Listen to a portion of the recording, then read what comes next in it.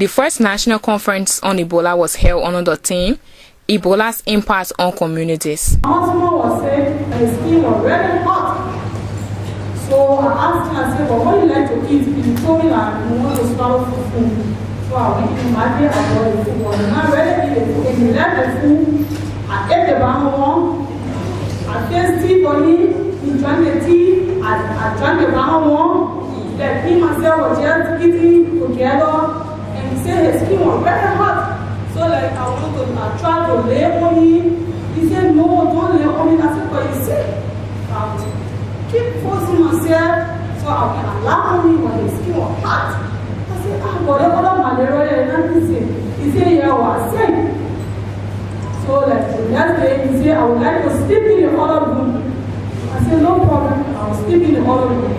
So like each time we go in the bathroom and we just get our feeling. I will get our feeling. But what happened? Every time you use the bathroom, I said, I will go and use the bathroom. Madam Saki, the community leader of Virginia, explaining her story at the first national conference on Ebola held on Thursday at the Bella Casa Hotel organized by IREX NEMOT with support from USAID. At the conference, President Ellen Johnson Sirleaf delivered the keynote address. Why did it take you so long to respond? Why didn't you do something? I say, I was as frightened as everybody else. I did not know what to do, as everybody else did not know what to do initially. The good part is that we did not despair. What we decided to do with our national resilience backed by you, the community, and your ownership, joined with the political leadership and the technical expertise that came from our partners, we have now reached a place where we can celebrate the progress. To you, our community, you had every reason to take ownership. Because at the end of the day, the nation and how it goes, how it succeeds, depends upon you. You are the ones that determine the fate of your country. The conference consisted of two panel discussions. The first was on government communications and engagement with communities during the Ebola crisis, with Information Minister Louise Brown, Madam Roselyn Wisi, and others.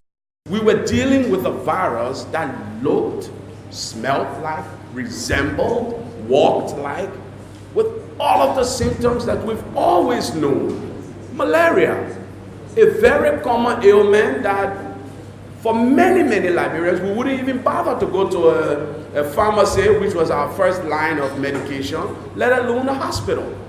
People who always treated malaria, always know malaria, were told, no, this is not malaria, this is Ebola. Ebola, this has to be a joke. This government is joking. So how do you then communicate? How do you break through that fog of suspicion and disbelief and mistrust? That was the challenge of the ministry. Because of lack of information from the government that this disease was deadly, no cure. Nurses were dying, doctors were dying, health workers were dying, cleaners, dietitians. I was not able to get to my people. So my information was like nothing I was doing, because they expected me to come around at the time they was in need, and I could not get to them. The second panel discussion highlighted healthcare infrastructure in the context of the Ebola crisis, which consisted of Annie Mwami, the community leader of Maikibi County, Madam Janet Pay, councillor of Bomi County, among others. When it comes to health, there was lack of communication, no awareness. So for that reason, when the virus entered the community, because we were not informed, we didn't really know, we denied the virus. I mean, we went on.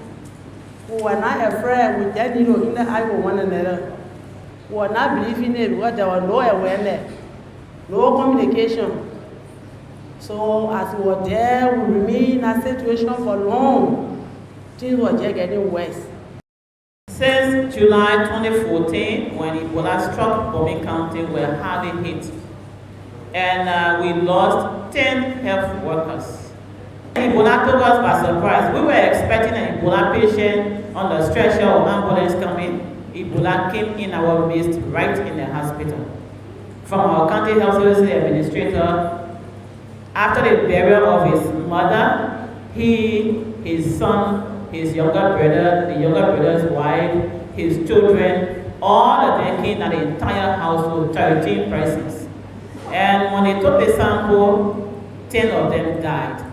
The United States Ambassador to Liberia, Deborah Malak, lauded the efforts of Liberians, saying such experience can make them fight all of future crises. How we can all collectively harness that energy going forward, because what you have demonstrated over the past 8 or 9 months is an incredible power to change lives, to change the future of Liberia. And we need to figure out how to harness that energy to do other things besides simply fight Ebola.